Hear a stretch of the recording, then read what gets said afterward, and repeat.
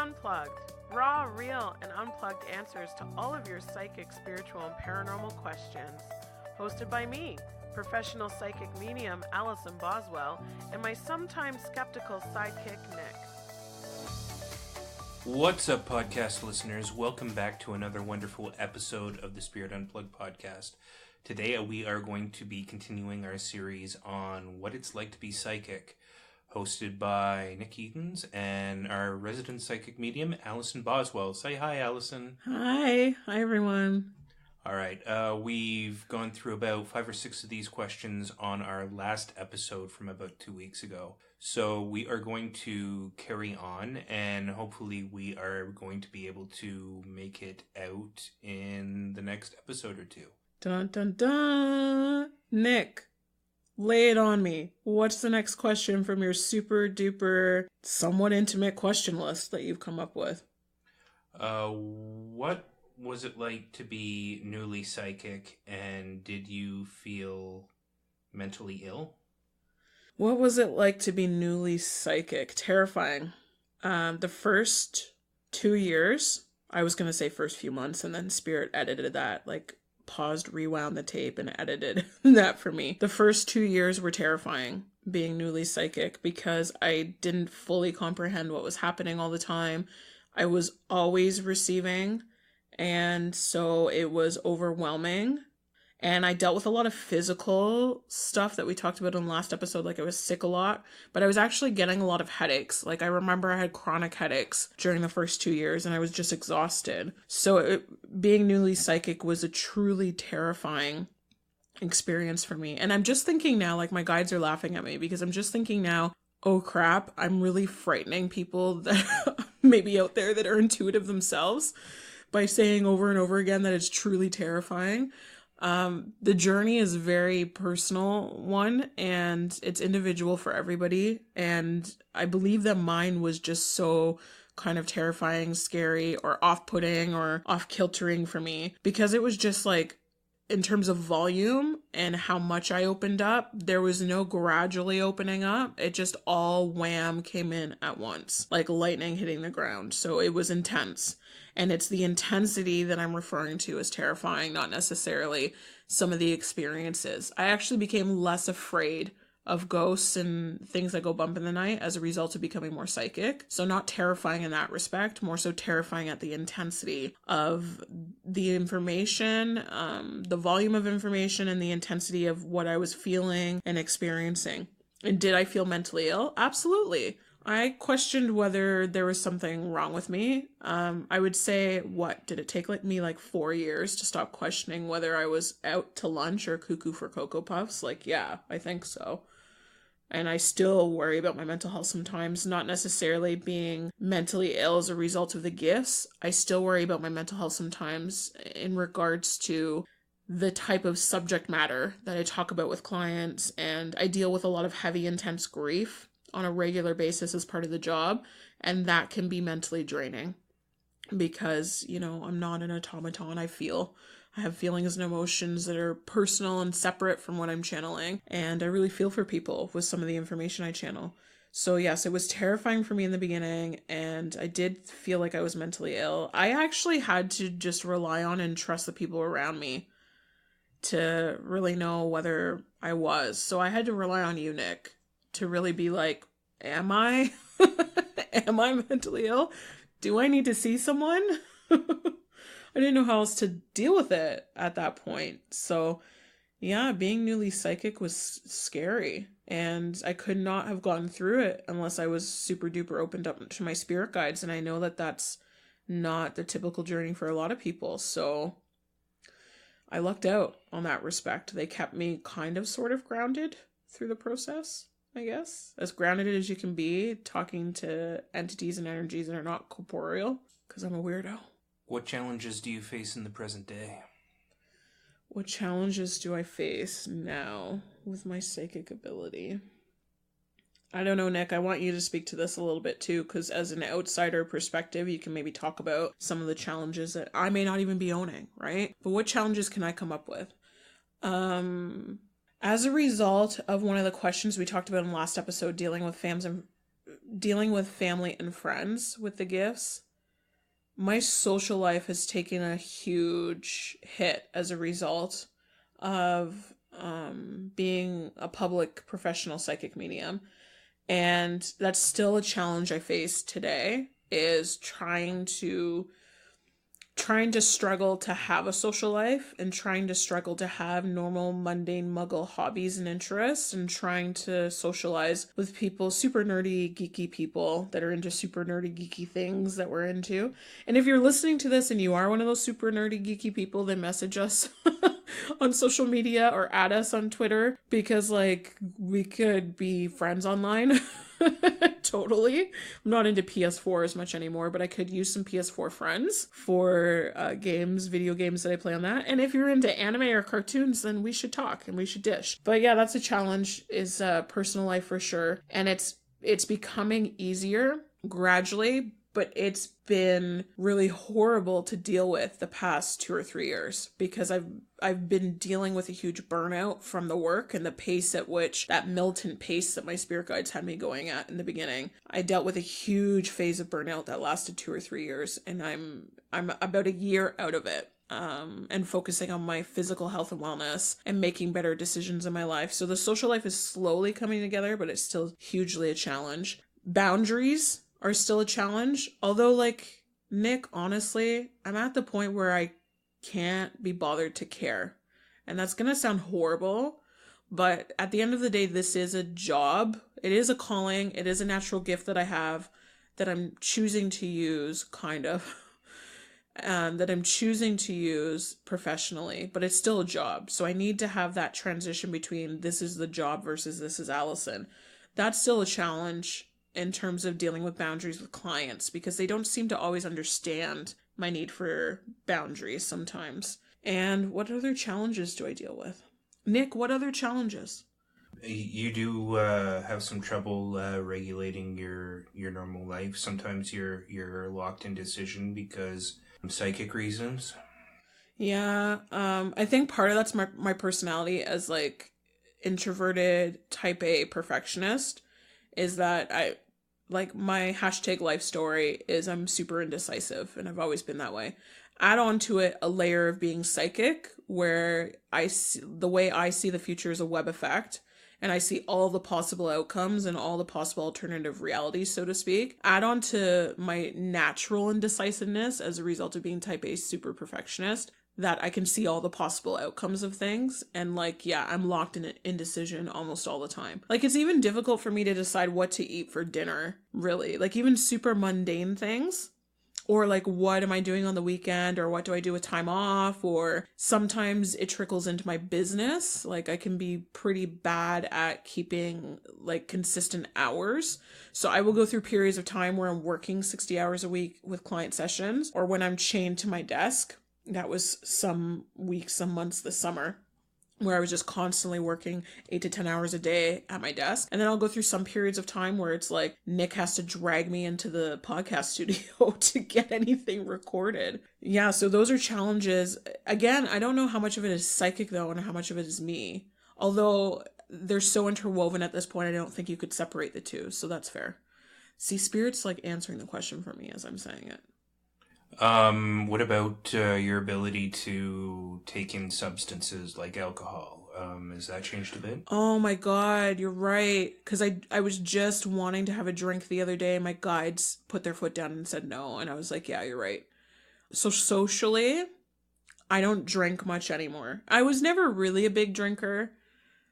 Well, I had my time in my 20s. Everybody has it. I'm not even going to go there. But I was never really a big drinker. And then I met you and we were dating, and you were even less of a drinker than I was. Like, neither of us we're pretty much a dry household. Like, we barely drink alcohol. And that's gotten even more so as a psychic. In the beginning, it was because I could not drink alcohol around certain people, because I was always receiving. I would just receive more, and I would have less control over what was happening, and I would feel even more overwhelmed and drained. Now that I have a bit more control over how much information comes forward and when, and shutting it down, I still don't drink a lot of alcohol, because it's like, Weirdly, I'm in another phase with the psychic abilities where my physical health needs to be on point or I get burnt out very quickly and I hit a wall very quickly. So if I'm not eating well, if I'm eating junk food, if I'm not sleeping well, and by proxy, if I'm drinking alcohol or dealing with any other kind of substance,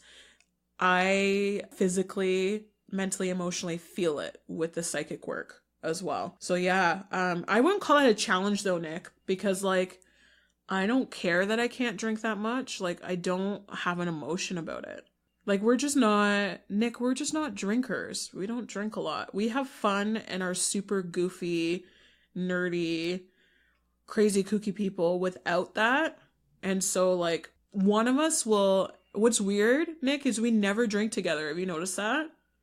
It's like we'll be out somewhere and maybe you'll have a beer, but I won't. Like, part of that's DDing, to be fair. But even at home, you'll sometimes, every once in a while on a blue moon, you'll sometimes have like a bit of whiskey and I won't be drinking. We hardly ever even drink together, let alone drink.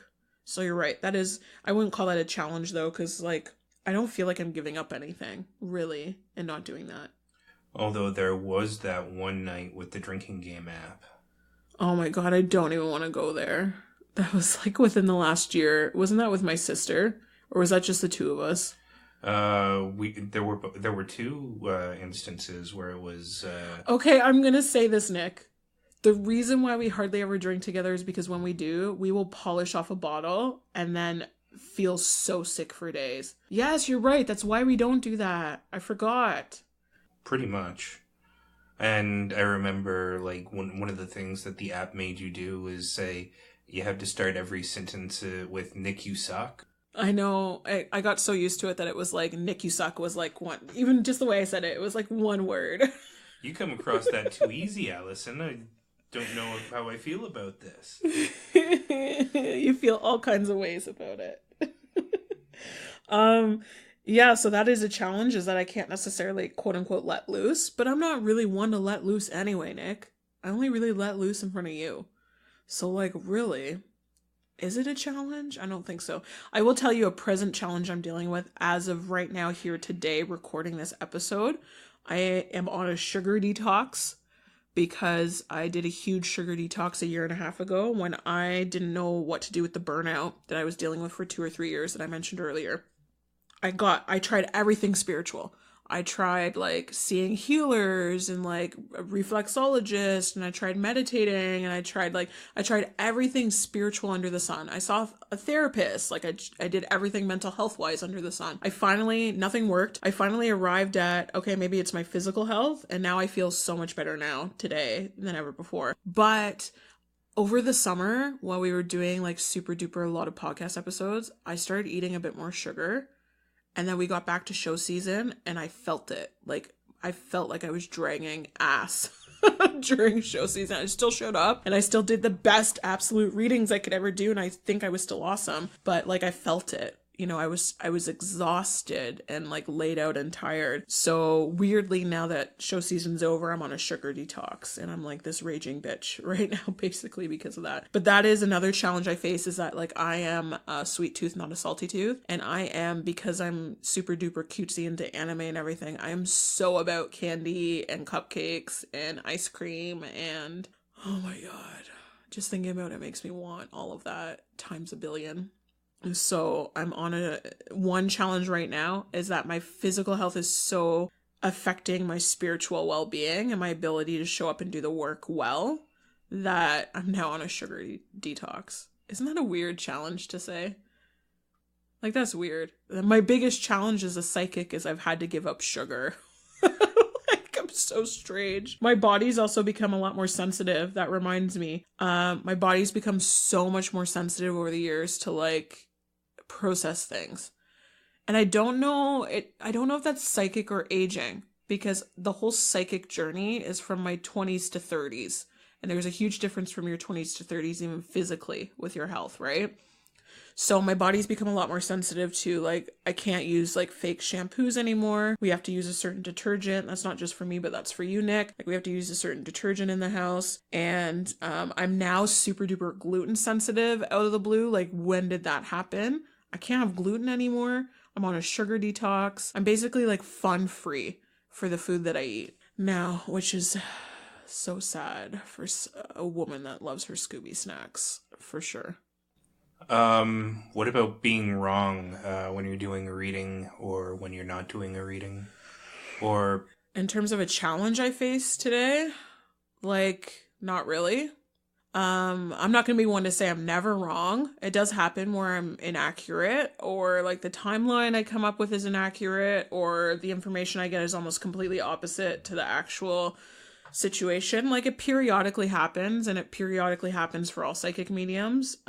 Is being inaccurate a challenge that I face presently? No. If you had asked me that a few years ago, I would say huge, big YES, yes. But here today, no, because I just don't care about that. Like, I used to care about accuracy, not necessarily, having a 100% guarantee rate that I'm accurate, because that's fake. If anyone tells you that, it's bullshit. I used to care about accuracy because I'm that super duper type A perfectionist and introverted person. And so I always care about doing everything perfectly right the first time. And anytime I was inaccurate or I left a reading felt like I didn't do my best, I would hold on to it. I would hold on to it for like months. Not that the client would know, but I would still be thinking about that client months later and like feeling so guilty about the situation. But like, is it a challenge I face today? No. I think I'm over that, Nick. Like, I think I'm really... Do you witness me having an issue with that? Is that why you asked? Sometimes you will get out of a reading and it'll be like the 400th reading of the day. And, it's like you just don't feel it's as stellar as it could have been. Yeah, and now, have you not noticed? I only hold on to that for like 5 minutes and then I'm over it. Whereas I used to think about it for months. As of now, it's like it's like a 1-minute conversation. Then you're on to Chuck's Roadhouse.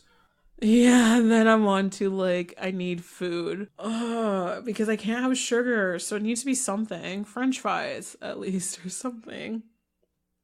But yeah, I think that's all the challenges I face. No, there's one more. Oh, this is spirit. Give me this one. I have this new obsession. This is going to sound unrelated, but hang in there with me. Okay? Nick, hang in there with me. Because, like, I'm going somewhere with this. I'm hanging. I'm losing my grip. Don't, because I'm not going to save you.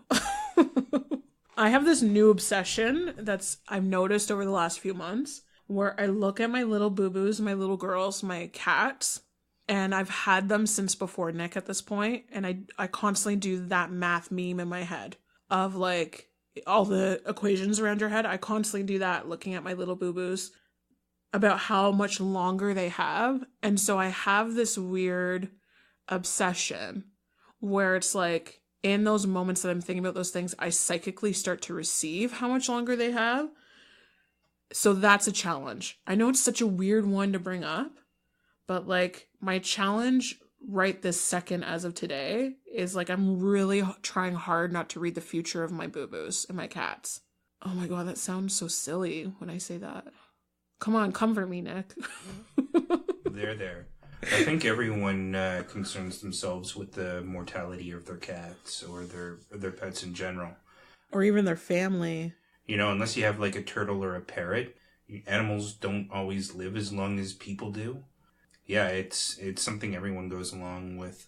But I guess if you receive stuff from the other side, or if you can divine the future, I guess it would be that much more of a hardship in regards to being with your pets, especially someone who does the whole animal communication thing like yourself. Yeah, that's another challenge is I actually don't engage in animal communication. I try not to. You asked me this a few weeks ago. Like, you asked me, what does Holly mean when she meows this way or when she looks at you this way? Or you asked me specifically a few weeks ago, and I answered you and said, like, actually, I try not to.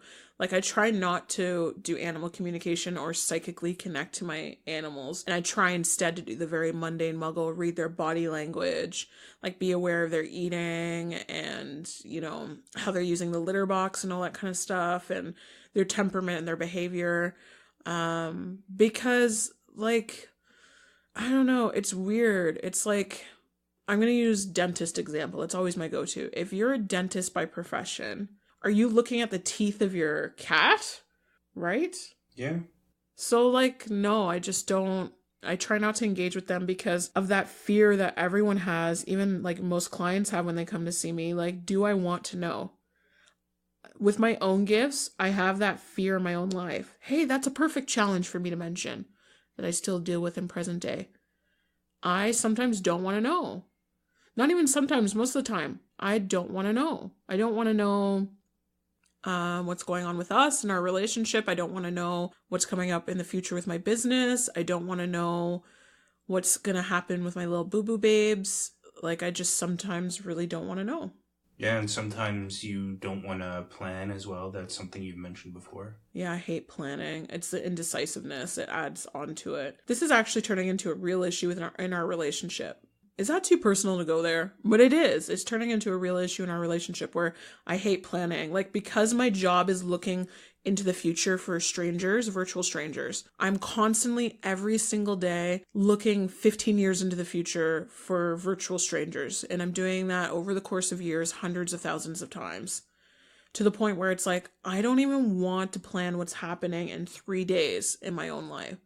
And I think, Nick, I don't want to speak for you, but I think you're starting to get frustrated, to be honest, that I don't want to plan for the future. I'm working on it. I'm aware of it being a problem. I'm working on it in mundane muggle Allison land, and I'm not involving the spirit guides, and I'm not involving psychic into resolving that issue, because that is the problem, is I don't want to engage in that. But yeah, you're right. Planning has become difficult for me, for sure. I'll own that. And what might be interested if there are any other psychics out there to kind of understand what generally psychics go through on a regular basis, new or old psychics, shoot us an email, because that's stuff we want to know about as well. Yeah, if you want to connect and you're in the industry and you maybe even want to be interviewed on the show, and you want to talk shop, then email us at spiritunpluggedpodcast@gmail.com, and Nick will be the one that you're dealing with, because like, I'm sure you can tell from our challenges section we just did that I'm not exactly the most organized. On the surface, I think people would assume I'm more organized, but it's totally hands down Nick. He needs to get all the credit for that. So yeah, Nick will get back to you, and we'll maybe try to set something up, or we'll at least correspond, like old school pen pally. Correspond via email. So email us, lay it on us. How do you get along with your spirit guides, Allison? Retro. It's really a love-hate relationship with my spirit guides some days.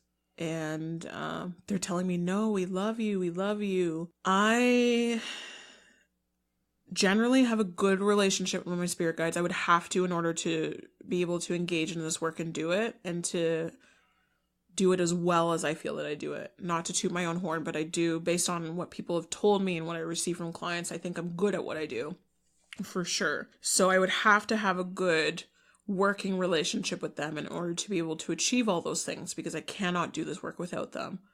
But when it comes to the tail end of what I was just talking about, which the challenges, making decisions about my own life, making decisions about the business, not dragging my feet on certain things. If I'm not looking at the Kodak moment to moment when I'm in each reading, outside of the readings, we kind of have a bit of a tumultuous, they don't like that word, but I'm going to use it. We kind of have a bit of a tumultuous relationship right now, I feel, because I'm not really listening to them. And I have tons of examples over the last few years where I'm told not to do a certain show, or I'm told not to work with a certain person, or I'm told not to do a certain workshop or work out of a certain space or whatever. They're very active in telling me specifically what to do, even down to my pricing. They tell me when and how my pricing changes and by how much. And I'm the one that doesn't listen, and I'm the one that chooses to do differently. So I feel like over time, they become less militant on me about doing certain things, and they become more like, would you just please consider? Because they know that I can be unreceptive. So Nick, for a second, I want you to imagine what it's like to be in a romantic relationship with me, and how hard it is for you to convince me of certain things that are in my best benefit and for my highest good. My spirit guides get that too. They basically get the same thing that you have to deal with every day. And so it can be trying and it can be challenging. Now, like, my spirit guides are some of, I don't even think saying best friend is the right word, because it is very much a professional relationship and they're not corporeal, they're not physically here, but they're telling me cheering section might be the best way to say that. My spirit guides are some of my loudest cheerleaders and they're my biggest cheering section, and they just so want me to succeed and do well because they feel that this work is a purpose for me. Like, that's part of soul purpose. I'm here to do this. That being said, we're still trying to learn how to communicate right now. And it's so weird because from day one, and I think I said this in the last episode, from day one, I had such a strong, amazing, profound relationship with my spirit guides. And I was like, kindergarten student, like soaking in everything they said and doing every single little thing that they told me to do. And then I guess I'm at the tail end of my rebellious teenage stage, might be the way for me to say it, where for the last 2 or 3 years, I've been very rebellious and not listening to them. And I think I'm like around that spiritual age of like 17, 18 with my spirit guides now, where I'm starting to become more of an adult, and they're starting to step back and give me more room to make the decisions, but I'm still not necessarily making the quote unquote right decisions or best decisions for myself. So how do we get along? It feels very much like that parent-child relationship with my spirit guides, in that example that I just gave you. And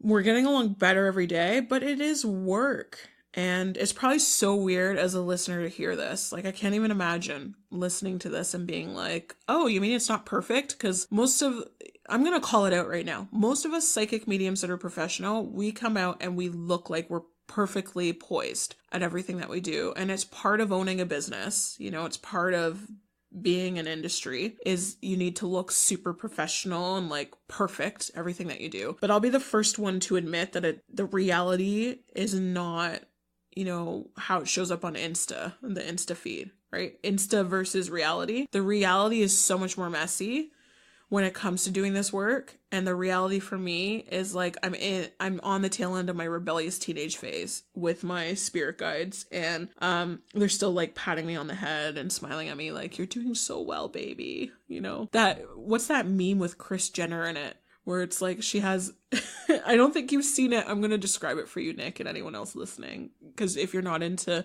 the Kardashians, then like you wouldn't care about this meme. But there's this meme from like first season of Kardashians where Kris Jenner has like this digital camera while Kim is like in a photo shoot. And it's like, you're doing so well, sweetie. Like my spirit guides are like my momager, really. And they're like, you're doing so well, sweetie. But I'm still like, I'm not as far in my career as I could be. I know that.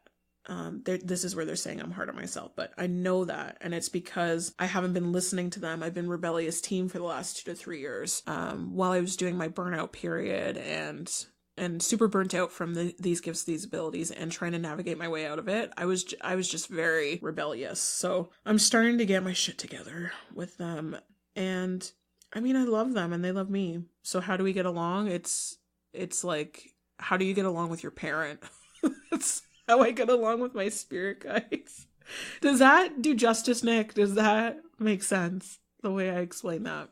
Yeah, it sounds like you don't understand me, spirit dad. Yeah, and it's so funny because this is gonna sound so bizarre. But in that example you gave, you imagine like, you don't understand me, dad or mom, and like stomping away and like going to your room and slamming the door. I do that same thing, but in my head and energy, where it's like, you guys don't get me. And then I slam a wall down between me and them. So I do that exact same thing. I do that kind of tantrum, slam the door closed on them. Like, I hate you, spirit momager, and like slam the door in their face. But they still, like, it doesn't matter what I say or do. They still have this look in their eye when they look at me and when they work with me, that they're just so proud that I'm willing. Our spirit guides have no expectation of us beyond being open and willing. If we do anything more than that, it's like, woohoo, they're having a party about it wherever they reside in energy. Like, they're just so excited that we're willing to do anything beyond being open and willing. So, if it's their opinion, we probably have a better relationship than I just described it. I just am super hypercritical person. So, there you have it. That's how I get along with my spirit guides. So, is every psychic, like, kind of operating the way you do? Like, are most of them, like, operating with spirit guides? My understanding is that operating with spirit guides is a very medium thing to do. So, like, there's the different labels: psychic, medium, channeling, like, whatever you want to call what it is we do. There's probably umpteen number of new age industry phrases for this stuff. And if you scroll through your Insta feed and follow a lot of woo-woo spiritual people, there's probably umpteen number of words and hashtags that you notice with that. But, connecting with spirit guides, having a relationship with spirit guides for the work that you're doing, at least on a conscious level, is more of a mediumship thing. So you have your spirit guides, you work with them as a medium and connecting to loved ones on the other side, or even the spirit guides themselves. Or if you also are gifted in psychic, you're using that relationship with spirit guides as a tool to do the psychic reading, just like how a tarot reader would use tarot cards. So is this how it works with a lot of other psychics or mediums that work with their spirit guides? I don't know. It's one of those things where, like, I love you listeners because I admit so much to you guys that I wouldn't even talk to other people about. It's weird to say, isn't it? Because this is so public, how this is going out, and there's going to be, like, so many people that listen to these episodes. But in my mind, when we're in the recording studio, this is all very private and intimate, okay? So don't get me to believe otherwise. It's just me here, Allison. You can tell me anything you You want. and spirit, so I can be honest about everything, and I don't have to worry about how people take it. I promise it won't go anywhere beyond me. I can keep your secret. Nick, you're lying to me right now. I love you. And so how it works for other psychics, it's not fair for me to say how it works for them. Like, I think everybody has their own way of connecting. But again, I want to have that as a conversation, a dialogue. So if anyone who's a medium or psychic, or anyone who identifies that they work with their spirit guides on a professional level, wants to contact us so that we could have this as an episode of discussion and have, like, a round table, like, how's it with you and your spirit guides, boo? Well, how's it with you and your spirit guides, babe? Like, I want to know. If we could have that as a discussion, then email us. Again, spiritunpluggedpodcast@gmail.com. Email us and we'll get that going. But, like, for me to comment on it, I don't think it's fair for me to say that, because the gifts are so individual. The professional way we present ourselves is so individual. And so is the relationship, by extension of that, with our spirit guides. So individual, for sure. What is it like with other psychics in the industry? Do you play well together? It can be super rewarding interacting with other psychics. And in our last episode, I spoke a lot about, like, dealing with family and friends and my social life. And the only reason I have any kind of social life now is because half of my social life is me still being closeted psychic in certain social circles, like gamer, nerd, D&D kind of stuff. And then there's another side of me where half my social life is psychics, mediums I've met over the years that I really vibe with and I really get along with. And we have lunch, we do coffee, we hang out. And it's sometimes the only slices of time I have in my life where I feel super normal, even considering the gifts. I feel normal most of the time, but I still compartmentalize the gifts. It's only with them that I feel like I can let it all hang out and we can talk shop and it's funny and you feel grounded in it. So interacting with other psychics can be very rewarding. There is, of course, a dark side to that, because there's a dark side to everything, especially when it comes to new age, spiritual, spirit work kind of thing. Do I get along with, or what's it like to interact with psychics that maybe I don't vibe with, I don't have that connection with? I mean, it can be difficult. It's like if you're at school in class and there are people that you just don't get along with. Like, you're not going to be best friends with everybody that you meet, and Although on the surface in this industry, I think a lot of people that view what we do, especially with shows and events and stuff, assume that we're all besties. And some of us are. Some of us are besties for resties, and we're totally hanging out, and we see each other outside of shows and events, and it's super rewarding. And then those of us that we don't have that relationship with, it's professional. You know, it's cordial, it's polite, it's professional, there's no like hating on each other, or there's no like West Side Story angle to it at all. It's just what you would expect with any other business profession, right? Because at the end of the day, we all know we're there to do a job. That's really what it is. So we need to have that level of professionalism. Do we play well together? I think at the end of the day, we all at least understand on some level that the nature of this industry is just so weird and bizarre that if we don't bond on being besties for resties and having coffee together and lunch together, and we don't bond on that level, on a personal level, we at the very least bond on the level where it's like, wow, this is tough work.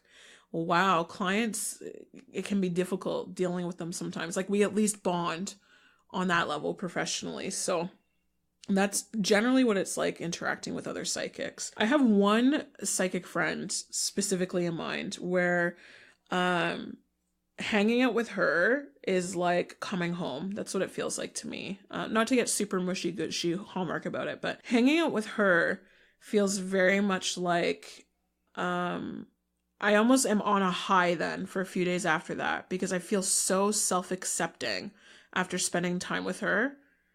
Because being around somebody else where it's almost like that mirror of like, oh, I'm not the only psychic, I'm not the only medium, I'm not the only one dealing with this weirdness. Like, being around somebody like that can make you feel so right and comfortable in your own skin that you then take that with you. So there's one friend definitely I feel that about, and I haven't seen her for a while, so I should really text her.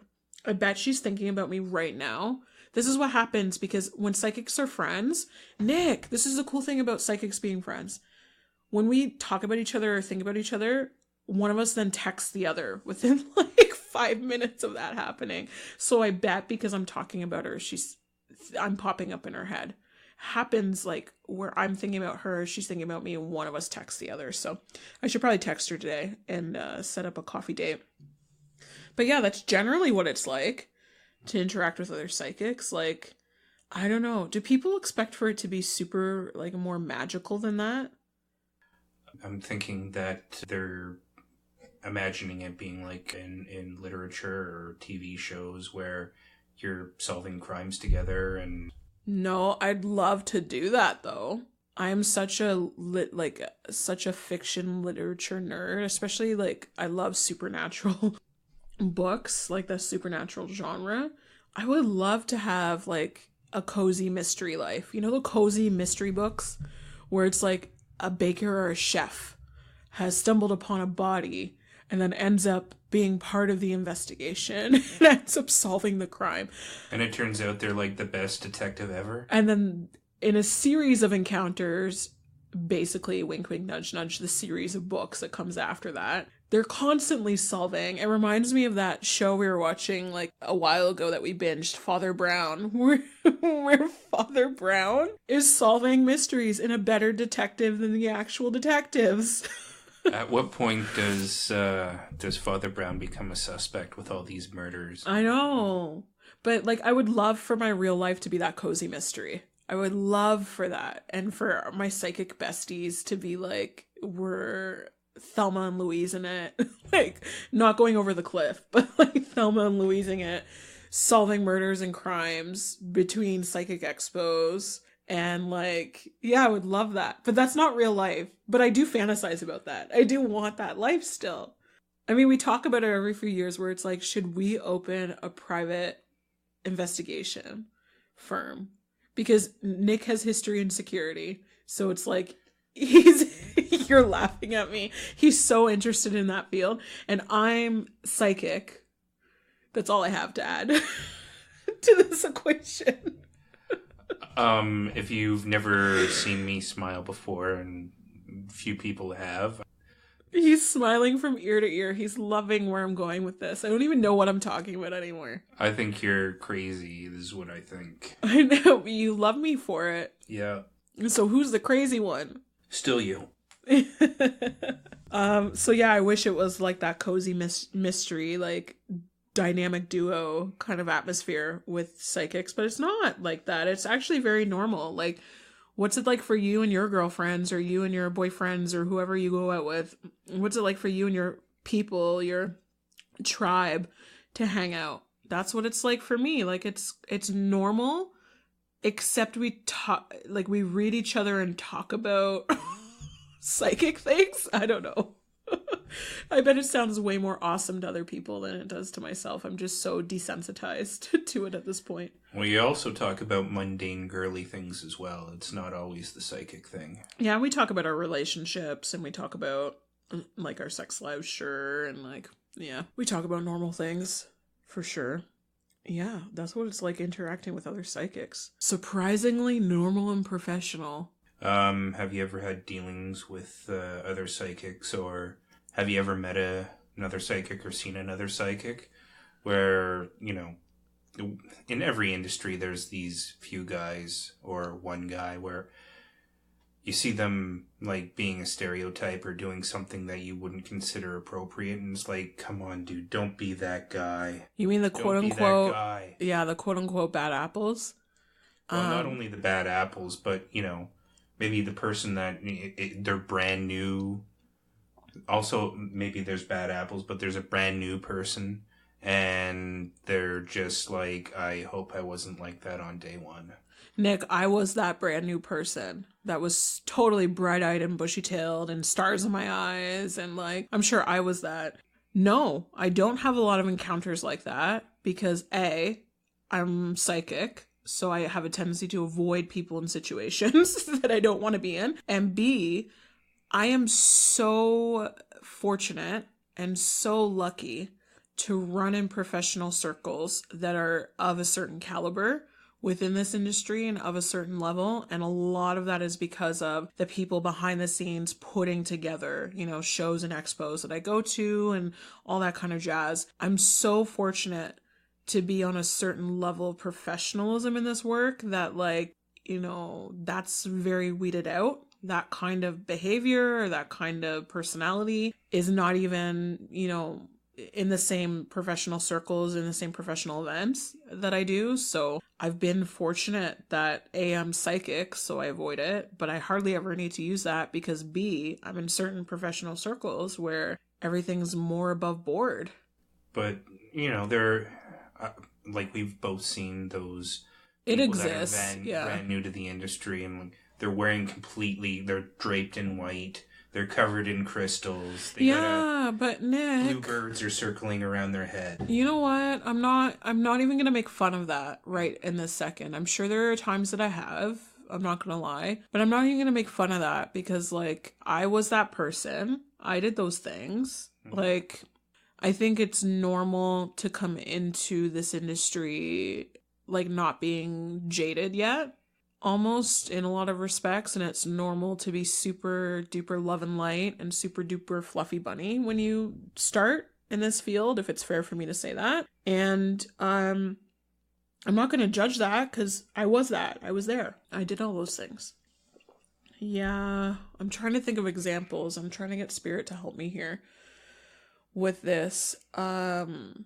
So one thing that led to my chronic burnout period was in early days, I did a lot of free reading, and I did a lot of free reading even at events, which is not a good look. It's not super professional, and I'm sure it was a headache to a lot of the people around me, where I would stand at the front of my booth if I wasn't in a session and get like pulled into a reading with someone even if I didn't want to. Like, my boundaries and barriers were not that great at that time. And I would let readings, this is probably more of a headache to you, Nick, and to my parents that helped me out in the beginning. I would let readings go on way too long, and I would give them, if they paid me for a half hour, I'd be sitting down with them for 45 minutes or an hour in the beginning, so that was a big issue. 15-minute readings did not exist for me in the first year and a half that I was doing this work, because almost every 15-minute reading got 30 minutes for me in the beginning. So those of you that were paying me, what was it at the time, Nick? $25 Canadian? Those of you that were paying me $25 Canadian dollars for 15-minute readings in the beginning that ended up getting 30-minute readings for me, if you now know what my rates are, you got like one hell of a deal, because I'm as good, if not better now than I was then. Like I was a really good psychic then, and I am a really good psychic now. But yeah, I don't even know where I was going with that. I totally lost my train of thought. What was I talking about? Well, we were talking about the new person in the industry, and how you get along with people that are. Oh yeah, so those are my examples of how I was that person. Yeah. And Nick, I used to dress differently too. Big white elephant in the middle of the room. I used to wear scarves, and I used to wear the crystals. I used to dress differently at the beginning too. Like the flowing dress or skirt. Do you not remember? I used to do that. Yeah, the whole Mother Nature thing. Yeah, I used to be engaging in that. I dress a lot more, I wouldn't even say business casual now. I think I transitioned into business casual, and then I transitioned just as quickly into casual. I will wear a pair of jeans and a plaid shirt to a show now, because that's what I wear in my everyday life. I would wear what I wear in my everyday life to a show now. And professionally, and over video chat and all that jazz, but... I'm waiting for the pajama pants to come out in the middle of a show. Okay, I don't want to admit to it, but there are days on video chat where I'm in pajama pants. Wearing a blouse. Allison! Oh god, I shouldn't have said that, right? Maybe we should edit that out. I'm shocked. Yeah. I'm so embarrassed right now, having admitted that. I feel like I'm going red. Hey, it's just between you and me here. Liar! You're lying to me again. But yeah, we all have those things in the beginning, so it's not for me to judge. I did those things. Mm-hmm. Yeah. So, final question for this little part. Are we already at the final question for this? How far are we in this episode already? Well, this is question 10. Okay. What is it like being in a relationship and being psychic at the same time? Oh, lordy. Me oh my. I need pie right now for this question. It sucks. It really royally sucks, being psychic and in a relationship. And I'll be interested to hear your perspective too, Nick. Lay it on me. Tell me, as I'm speaking, if I'm saying it appropriately, or from your perspective as the non-psychic in the relationship. It sucks because I still read when I don't intend to read. And a lot of the time I will receive that something that you're about to do or say is not going to work out for you or either of us. And I don't say it anymore. I don't come out with it. And a big reason for that is because if it's a whole nother level of nagging, I feel like. I hate being a nag. Sometimes it's coming out of my mouth and I recognize it and I'm like, ew.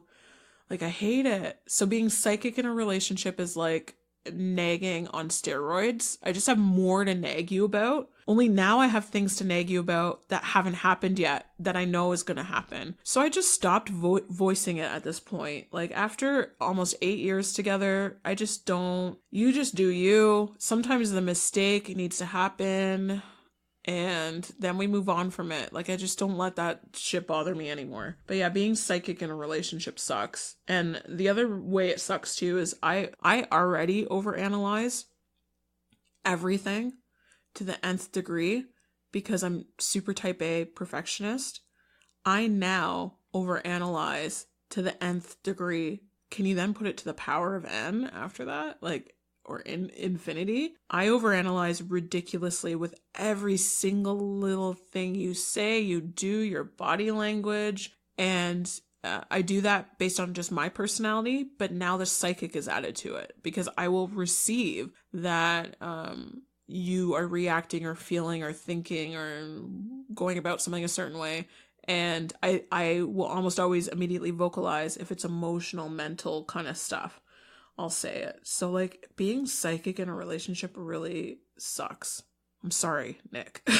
It really sucks. What do you think, Mr. Silent? I'm sure it has its challenges. Every relationship does. You know what, we constantly hear things that go on with other people. I think we have a good relationship for the challenges we have to go through. I know we've had conversations with other people. I remember a few years ago you were doing a house cleansing, and you said a guy came up to you, and the woman was like newly psychic, newly medium. And the guy's like, yeah, I gotta bail. I can't deal with this. Yeah, I get that a lot, actually. It's heartbreaking. Mm-hmm. Thank you for not bailing on me, Nick. I love you and appreciate you. Does it bother you, though? Like, you're being very polite right now because you probably don't want this to turn into a fight once we're off the air. And I promise you it won't. You have immunity. While this mic is on, you have, like, spiritual immunity where I'm not going to take what you say outside of us recording right now. So be honest. Isn't it frustrating that I know I don't vocalize a lot the psychic anymore, but isn't it frustrating when and if I do vocalize that my reason for nagging is psychic? Yeah, sometimes. And that happens with a lot of couples that are in this type of thing, where they say, well, it's a psychic reason, so everything is... Oh, you have to say it's a psychic reason. Magical fairy wand. And then, cape swish, walk away. Yeah. And cape billow swish, walk away. Yeah. We wear capes around the house. That's one thing you don't see the capes on the podcast. But he's joking. We don't have capes. Yeah, I gotta say this. Every relationship has their pitfalls. We're not special, but yeah, sometimes there are psychic moments where it makes the relationship that much more difficult. By the way, that was a psychic moment because I saw the word moment in my head. Was that the word you were trying to come up with? No, it wasn't. Uh-oh. See, there it is. No, but I love you. If you talk to doctors, if you talk to dentists, if you talk to sandwich artists, there is always going to be something that is going to affect your personal life. Yeah, where the professional seeps into personal. Yeah, for sure, you're right. I can just see it right now where a sandwich artist comes home and their wife asks them to make them a sandwich and goes, no! Or it's like, Subway again? Yeah. I'm sick of sandwiches. Why do we have that for every meal? I miss sandwiches. That's a whole gluten-free thing that I mentioned. Was it this episode or last episode? I don't even know. I feel bad eating this sandwich in front of you then. Is he joking? Who knows? The secret to read Nick is that he's always joking. Doesn't matter his tone or face. Nick is always joking. So, what is it like being psychic in a relationship or being with someone who's psychic? It's challenging. It's no more challenging than dealing with finances in a relationship, dealing with parenting, dealing with intimacy, dealing with planning the future. It's another...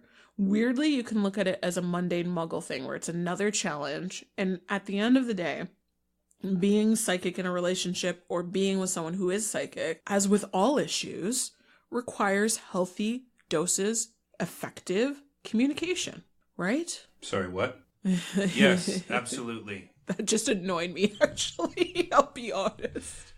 I'm going to communicate with you right now, Nick, and say that annoyed me and irked me. I apologize, my love. It won't happen again. It'll happen in 2 seconds, guys.